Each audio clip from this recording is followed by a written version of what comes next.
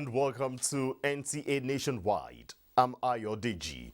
Makinde, please remember that you can follow this news broadcast live on our website, nta.ng/live,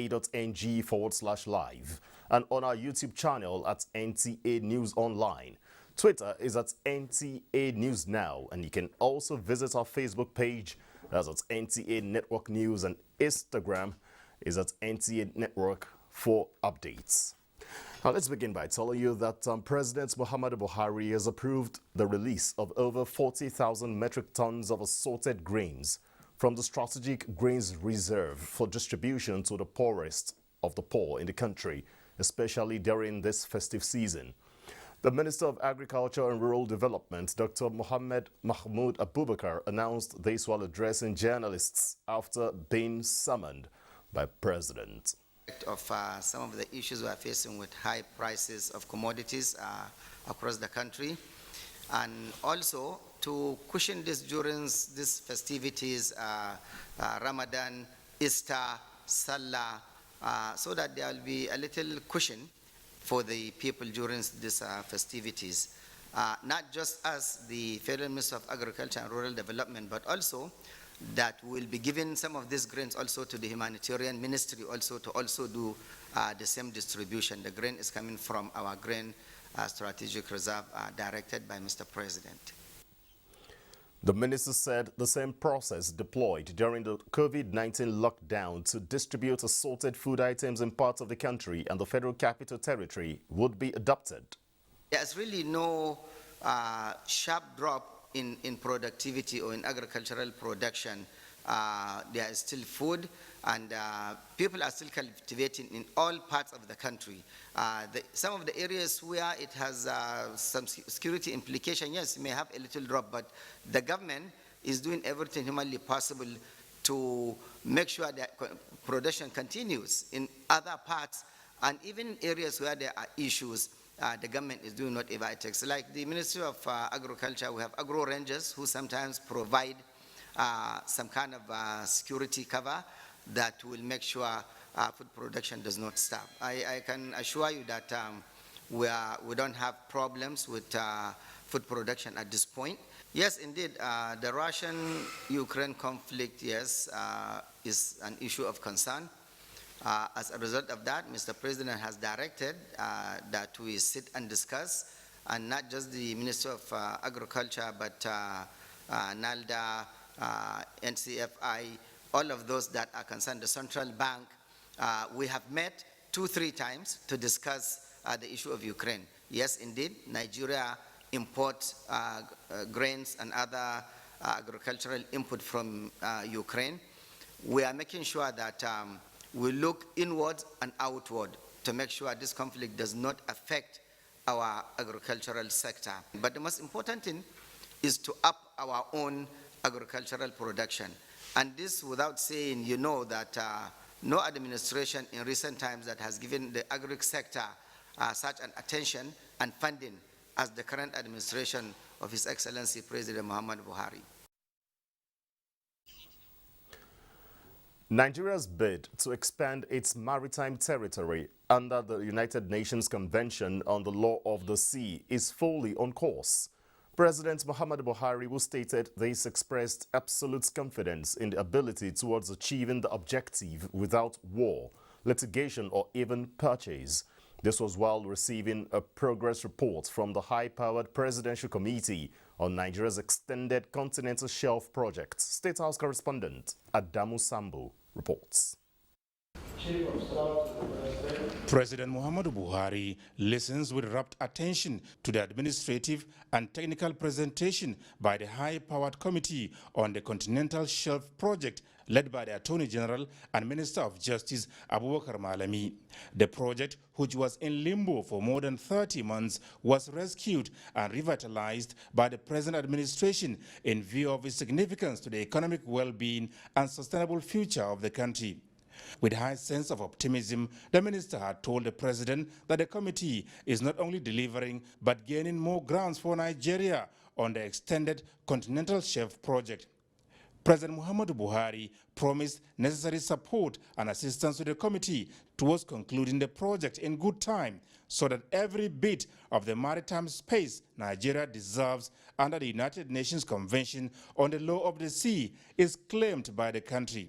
I have always had sufficient interest in the project right from the first day I heard of it, because this type of project where Nigeria will gain additional territory without conflict has never happened before in her lifetime.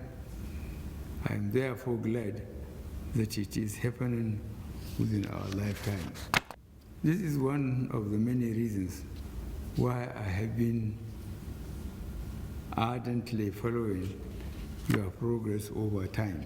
Most wars that have taken place in the past and the president noted, have always been territorial. For Nigeria in particular, he said, this is the one and only chance to gain territory without war, a territory that lies within the Golden Triangle in the Gulf of Guinea, which contains unquantifiable resources yet to be discovered. I'm looking forward to the day that I can announce to Nigerians that additional maritime territory has been approved for Nigeria by the United Nations Commission on the limits of the continental shelf. President Buhari commended the committee on the progress made so far, as well as the dedication invested on the work within a short time. From the State House, Adamu Sambo, NTA News.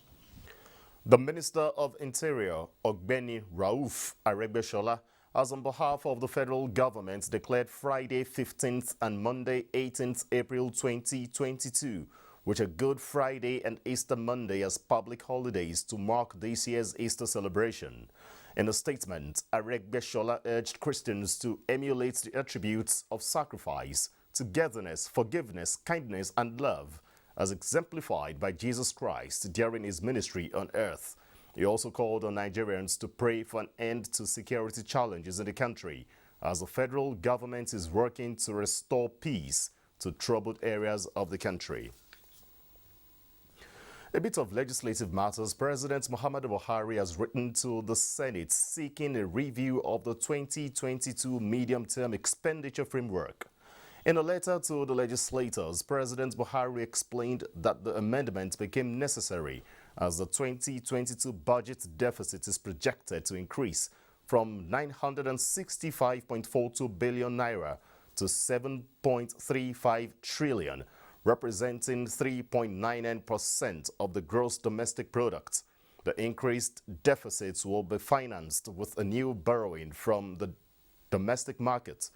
The review includes a rise in the estimated crude oil price benchmark from $62 per barrel to $73 per barrel, a reduction in the projected oil production volume by 283,000 barrels per day from 1.883 million barrels per day to 1.6 million barrels per day.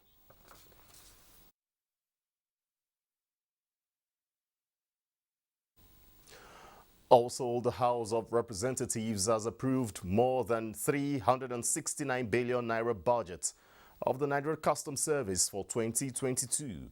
The approval is in line with the provisions of the medium-term expenditure framework earlier approved by the National Assembly. The budget figures show that 214.2 billion naira is for capital projects, 108.8 billion naira goes to personal expenditure costs, while 45.8 billion naira is for overhead costs. In approving the budget, the House urged the NCS to provide 27 billion naira from its surplus for the repair of 13 scanners to make easy examination of containers at ports and other designated points. The House also advised the NCS to improve on its corporate social responsibility in Nigerian communities where it operates. The Code of Conduct Bureau and the Ministry of Finance have renewed cooperation through staff training in the 14 codes of conduct for public officers in a bid to promote transparency in service delivery. This was the fallout of a two-day workshop on strict compliance with assets declaration for the staff of the ministry in Abuja. Musa Abubakar reports.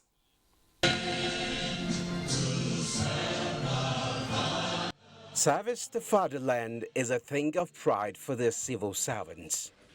Equally important is retraining to equip them on transparent conduct in the discharge of their duties.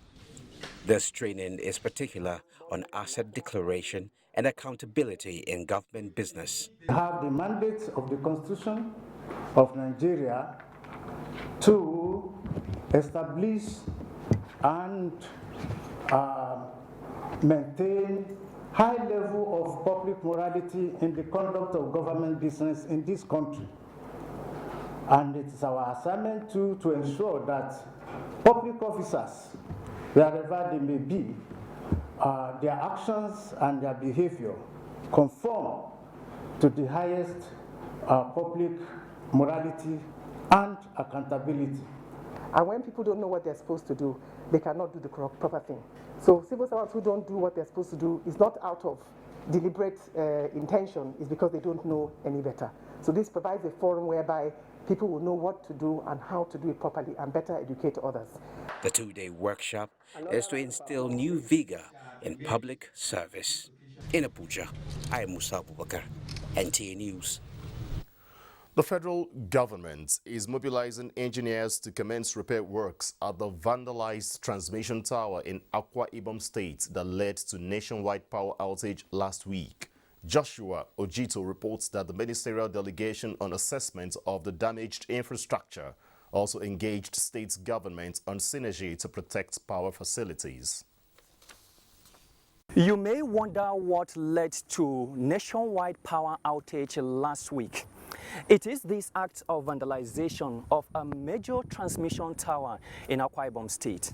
It is a transmission tower on the Odukpani Ikot Ekpene 330 kV double-circuit transmission line, which was brought down in the creeks of Akwa Ibom State by the vandals.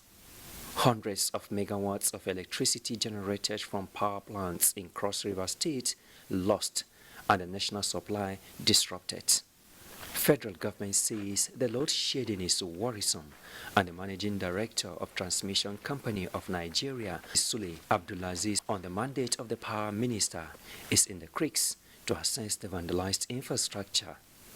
1 week deadline is set to fix the damaged tower, as engineers are being mobilized to site.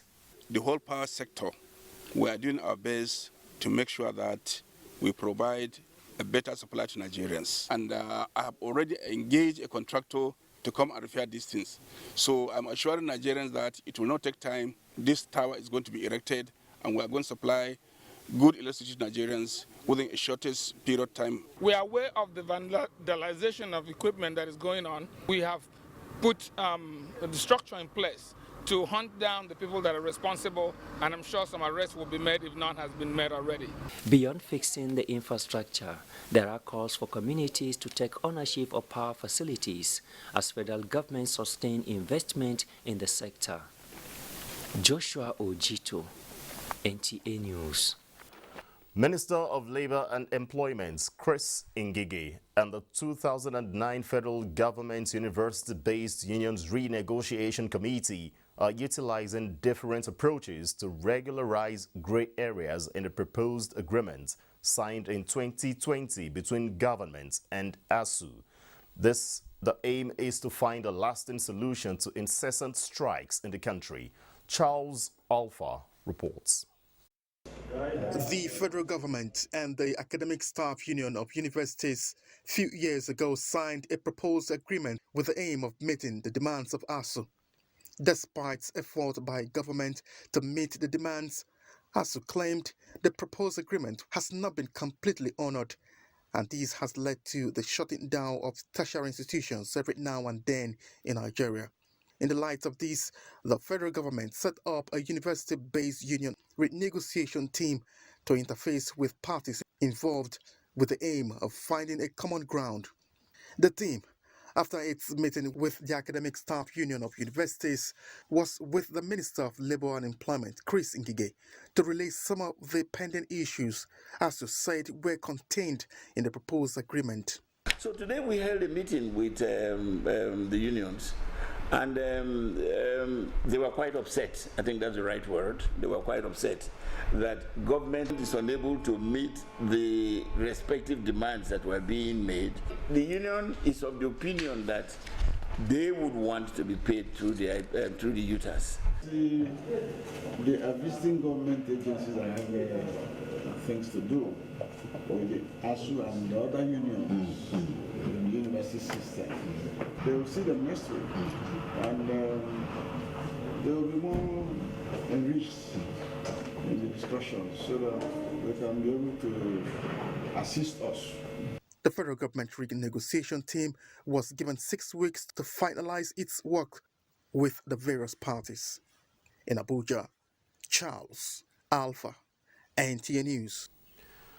The Buhari Media Organization, BMO, says the recent signing of Teachers' Harmonized Retirement Age Act by President Muhammadu Buhari is a very bold move to reposition the teaching profession and restore its former glory.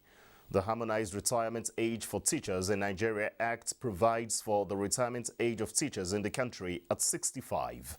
The BMO in a statement observed that the signing of the bill into law will greatly benefit the educational system in the country, even as it will confer respect and prestige on the teaching profession after being utterly neglected over the years.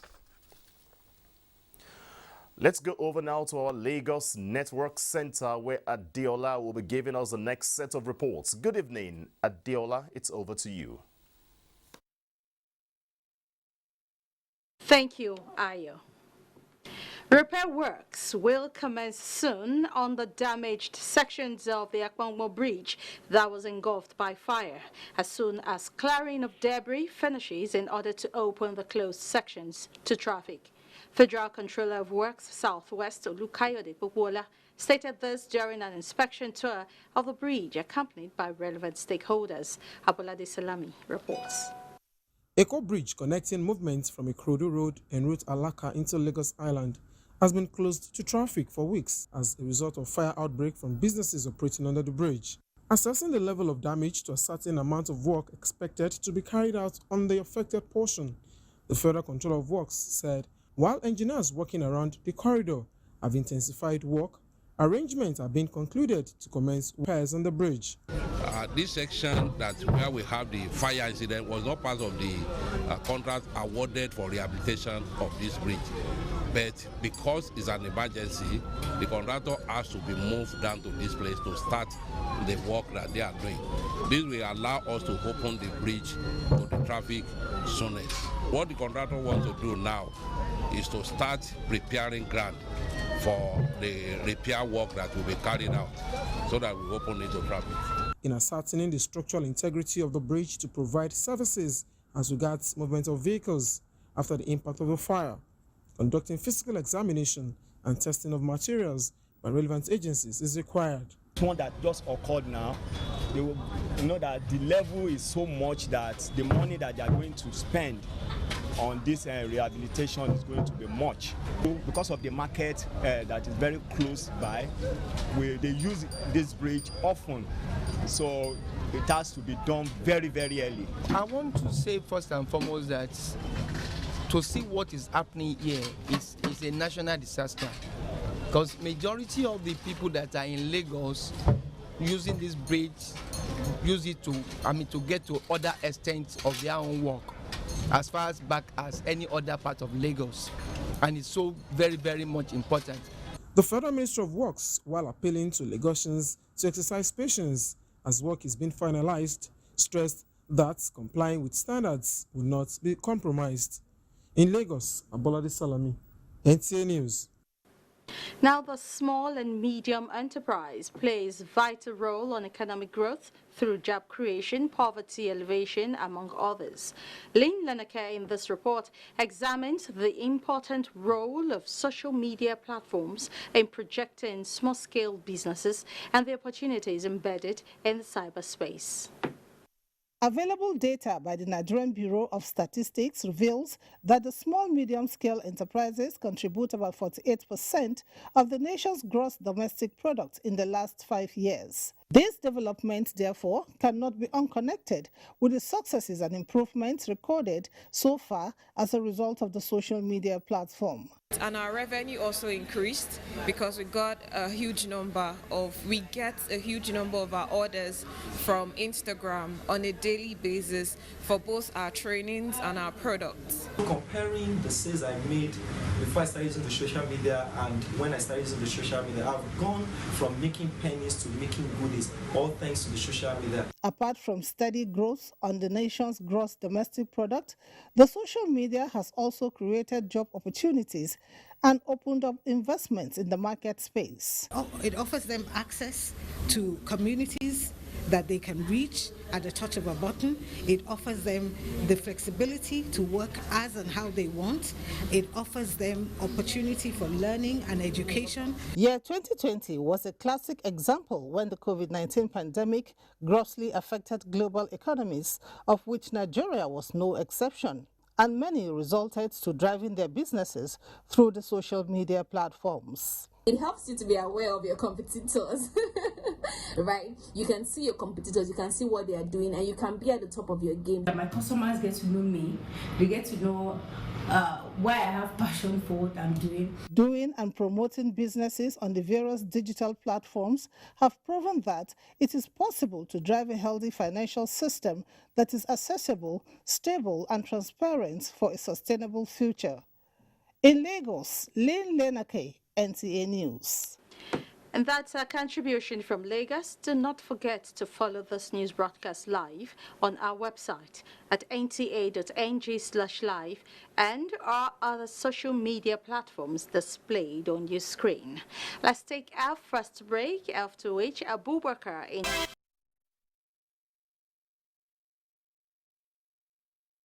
For staying with us on Nationwide up to this moment, and this is Maiduguri Network Center. Let's move on now. Vice President Professor Yemi Osinbajo has been described as the best presidential aspirant for the 2023 general elections in Nigeria, considering his antecedents as well as good track record, especially in the area of supporting the youths. Members of Osinbajo Youth Organization made the statement in Maiduguri, the Borno State capital, calling on the Vice President to ensure sustenance of his presidential aspiration ahead of the 2023 general elections. Here are more details of the story. These are members of Osinbajo Youth Organization, led by the National Organizing Secretary, Osinbajo Organization, clamoring for the Vice President of Nigeria, Professor Yemi Osinbajo, to sustain the momentum of aspiring for the presidential position of the country in 2023, while highlighting the remarkable achievements of Professor Yemi Osinbajo so far, especially in terms of women and youth empowerment. Members of the group said the core mandate of Osinbajo Youth Organization is to follow the presidential aspiration of the Vice President to its logical conclusion. We need to continue to preach the gospel of Osinbajo and, Ghana for support. I believe that with just the youths, we are okay. Still, we are not done yet.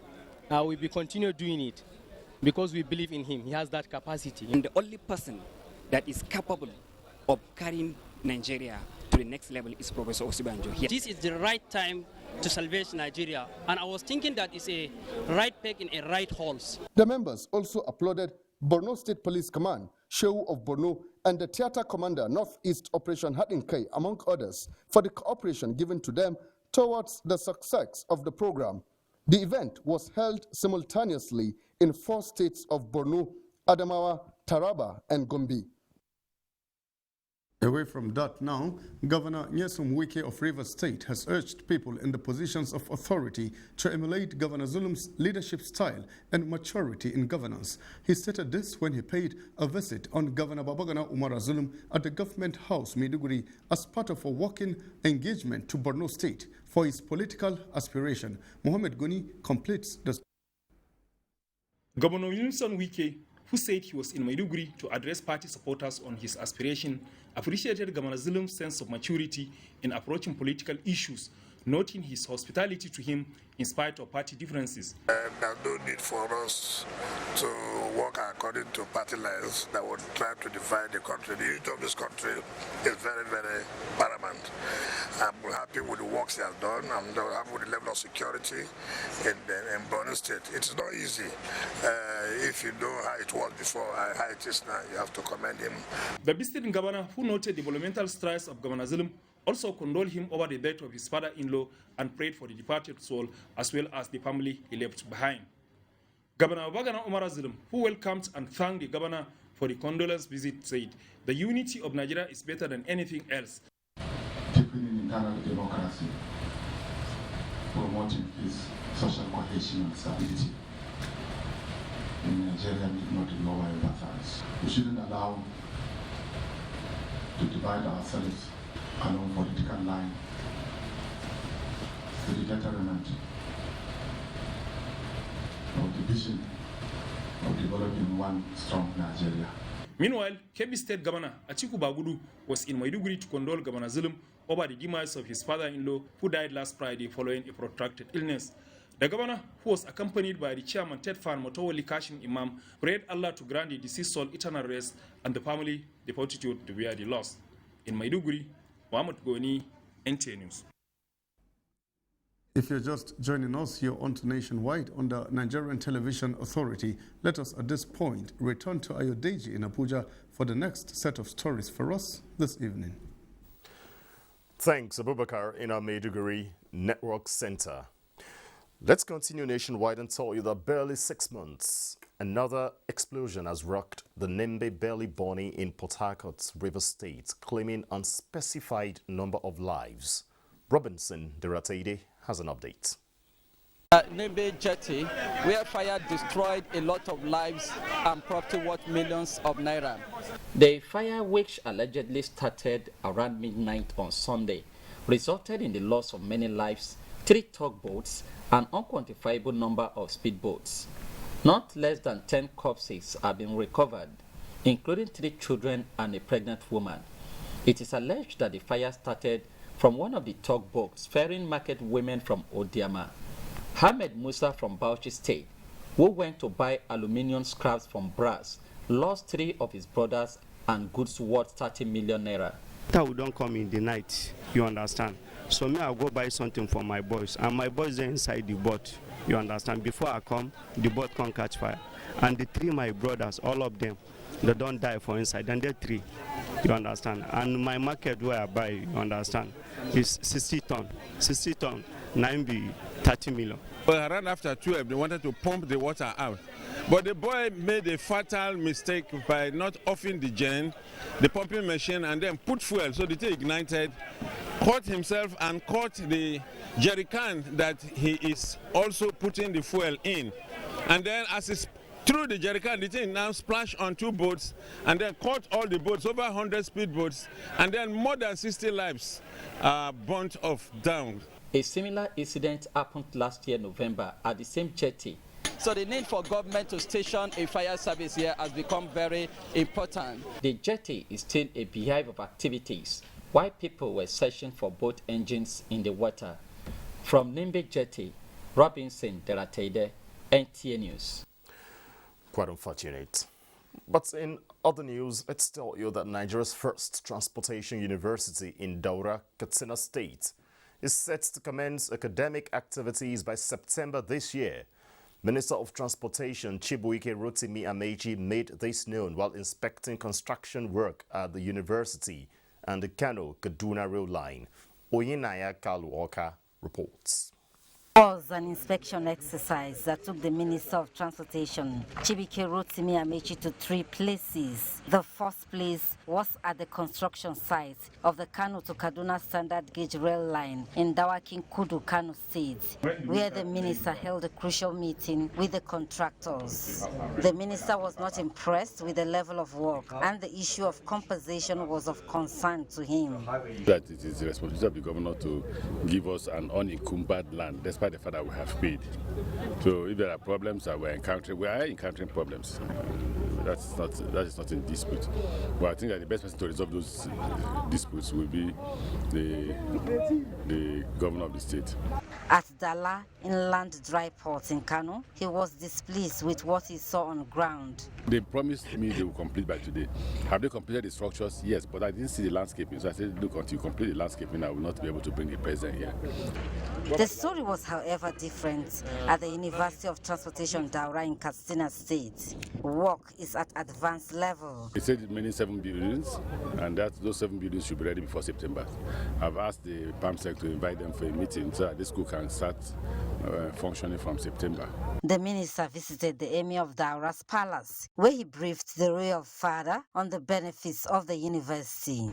Oyinaya Kalu Oka, NTA News.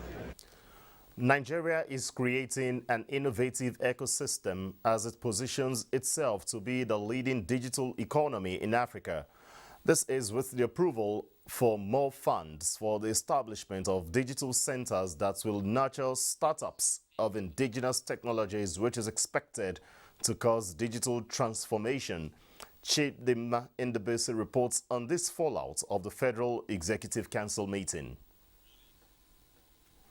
On 11th November 2020, the Federal Executive Council approved contract for construction of the National Digital Innovation and Entrepreneurship Center. 3 months later, the foundation was laid. The center is to serve as a one-stop shop where young innovators, entrepreneurs, and startups will acquire cutting-edge technological skills, develop hardware, software, and emerging technologies, as well as link up technology hubs across the world. The major objective is to create more job opportunities, which is one of the federal government's quests. Digital innovation and digital entrepreneurship. These are the two prerequisites of building an indigenous digital economy. The contract was initially awarded for more than 9.5 billion naira. However, due to rising cost of critical materials, more funds were requested. The Federal Executive Council has granted approval for the increment. The construction work is at about 45% completion. The tech hub, expected to be completed in the second quarter of 2023, will be equipped with state-of-the-art facilities comprising digital innovation lab, mini research park, co-working startup space with digital literacy and skill capacity building facilities. In Abuja, Chidima Indebese, NTA News.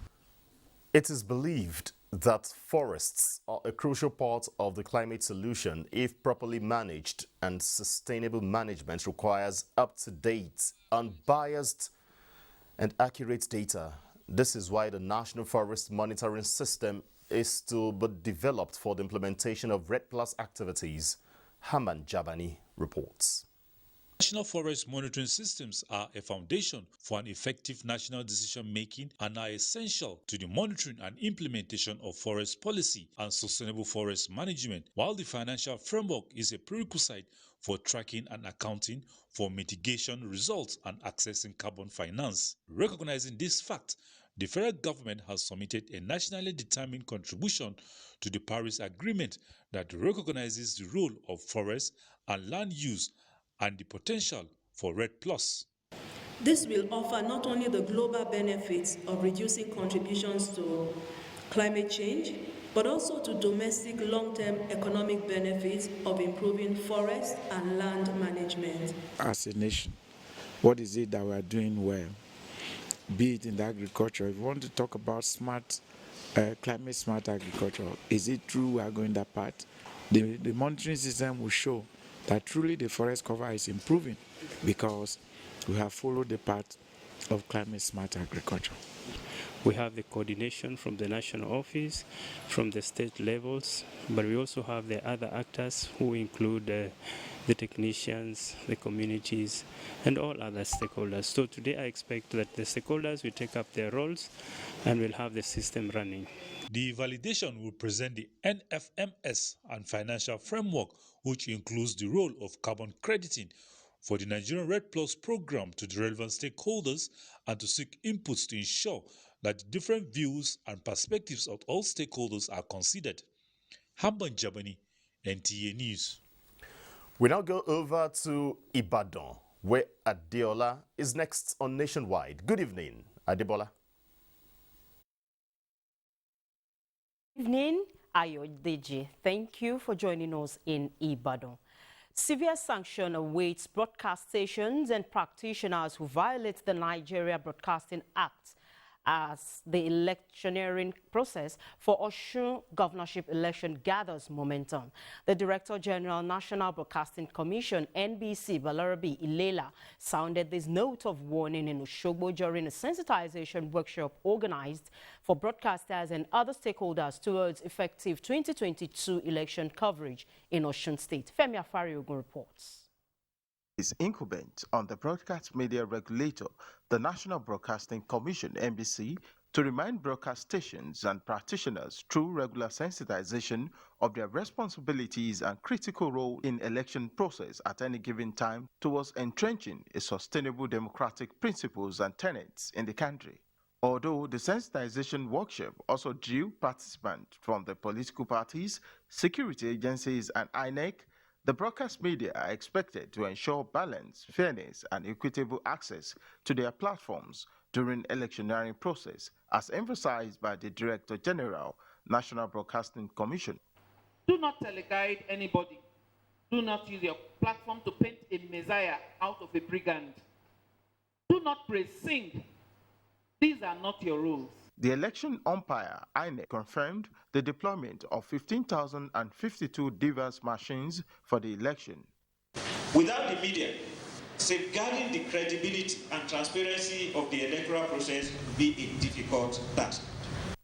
Challenges and realities on ground for the media houses were discussed as all stakeholders promised to give their support for a free, credible election. In Osogbo, Femi Afariogun, NTA News.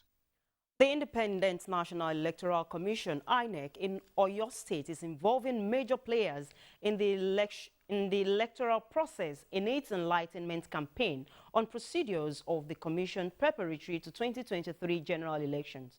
Correspondent Oyeyinka Omole reports. Various innovations to be deployed in the electoral process, additional polling units, non-collection of already printed voters' cards, and other pertinent issues like vote buying were enumerated. As a patron and as a civil servant, as a patron, because the task to move Nigeria forward is the task of each and every one of us. Vote buying, I am saying it again and I repeat again, please be careful, don't collect money, and we will tell you we will not give you money. We need a partner that will trust, that will be able to stand our side and be able to put our fingers where necessary. Chart the way forward towards successful outing in the 2023 general elections. We have used this platform to intimate the stakeholders on the preparedness of INEC towards the 2023 election. The commission further took the campaign to the palace of the new Olubadan of Ibadan land. For those of you in Ibadan, to please collaborate with INEC. Let's work with them. As the fourth phase of voters' registration commences and hence June 30th, the Commission appealed for maximum cooperation from everyone in Ibadan. Oyeyinka Omole, NTA News. And that's our contribution from Ibadan. Nationwide continues with Zinreth in Jos after this commercial break.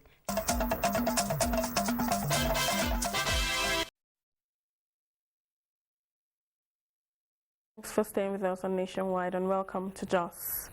Suspected bandits have killed scores of people and razed several houses in Kano local government area of Plateau State. Indenyang and Abuja reports. The suspected armed bandits on motorcycles attacked 7 villages and killed scores of people, razed houses, and catered away livestock and food items worth millions of naira. More than 6,000 residents were displaced during the attack.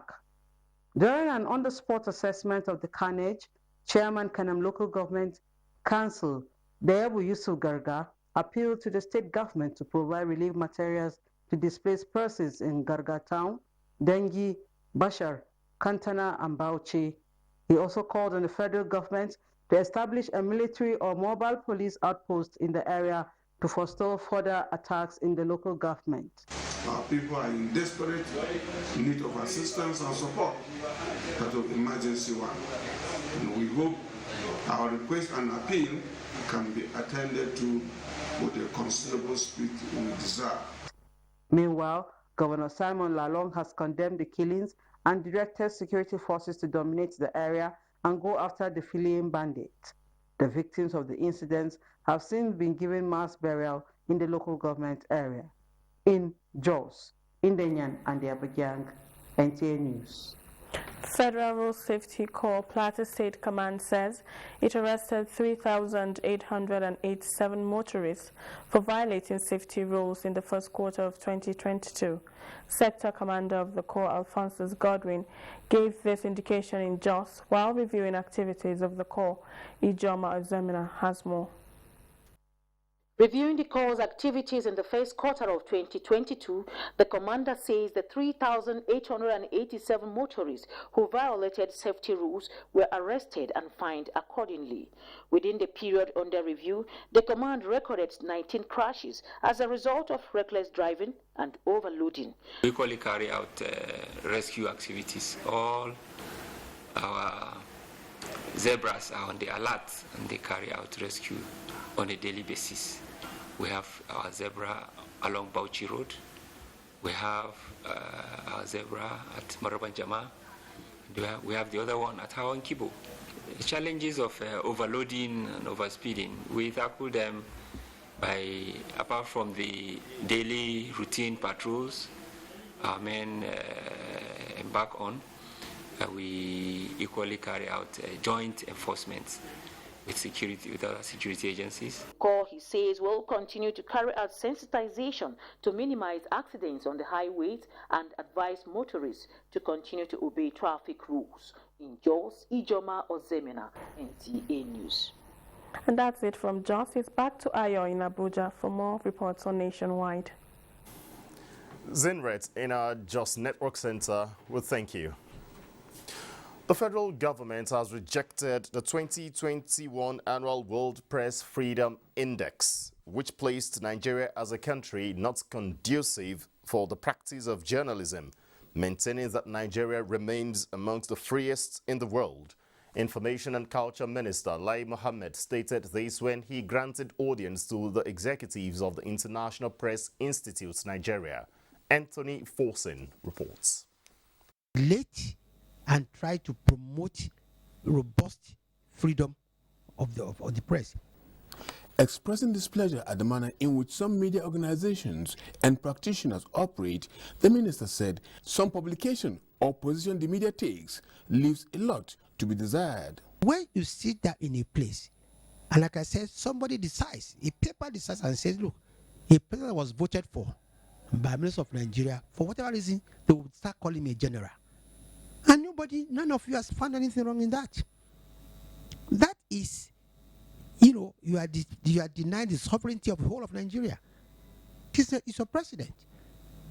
And despite that, the president, this administration has done nothing to hinder the operation of that, media. So I think we should all be very careful when we bandy, figures about your own country.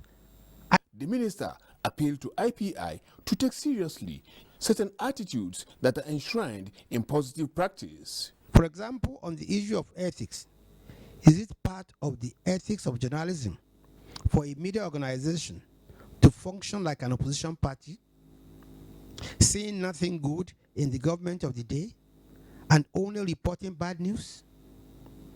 The last time I checked, the constitutionally guaranteed role of the media here in Nigeria is that of a watchdog, not an opposition.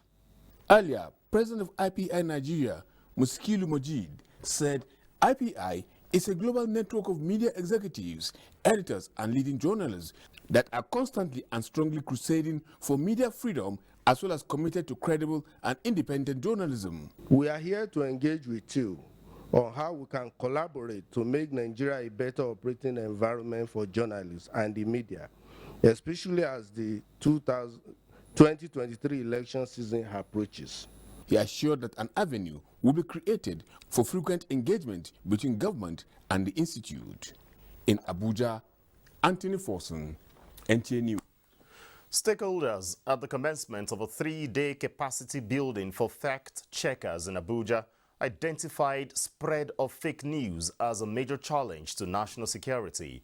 Kenneth Nanim reports that the workshop is at the instance of the National Orientation Agency. Training of 37,000 fact-checkers across the 36 states and the FCT is part of 5-year development work plan of the National Orientation Agency, and this is the 5th in the series. The fact-checking capacity building session is a strategy that the NOA intends to consistently pursue in our efforts to combat the failures of fake news, disinformation and misinformation as we approach the 2023 general elections. Let me at this point passionately appeal to all Nigerians, but most especially the elite, to rise above every form of parochialism and to promote issues of national interest, peace, unity and development. The Office of the National Security Advisor enumerated a number of policy documents of government directed towards curbing the narrative of fake news in the country. We must also appreciate the Cyber Crimes Act 2015, which provided for certain measures to counter and to punish hate, racism, and even xenophobia, which fake news furthers to a great extent. The spread and to the extent fake news could travel within seconds, and the percentage of persons, including minors, who have access to this misinformation have become a source of concern.